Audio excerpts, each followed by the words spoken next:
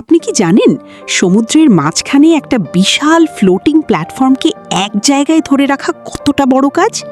ভাবুন তো, এমন একটা জায়গা যেখানে নিচে শুধু পানি, কোনো জমি নেই, কোনো সাপোর্ট নেই, তবুও সেই প্ল্যাটফর্ম একদম সোজা দাঁড়িয়ে থাকে। ঝড় আসুক বা বিশাল ঢেউ উঠুক, একটুও নড়ে না।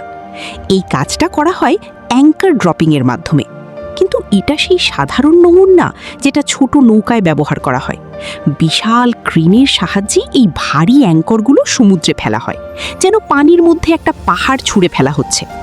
এই অ্যাঙ্কর সরাসরি নিচে পড়ে না, বরং একটা নির্দিষ্ট অ্যাঙ্গেলে গিয়ে সমুদ্রের তলায় ঢুকে যায়, যাতে মাটিকে শক্তভাবে আঁকড়ে ধরে প্ল্যাটফর্মটাকে জায়গায় আটকে রাখতে পারে। একটা অ্যাঙ্করই না, অনেকগুলো অ্যাঙ্কর একসাথে কাজ করে, তাই প্ল্যাটফর্মটা মাসের পর মাস একই জায়গায় স্থির থাকে, একটুও না নড়ে।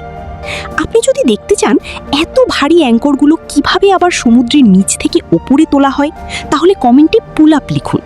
ভিডিওটা ভালো লাগলে অবশ্যই লাইক দিতে ভুলবেন না।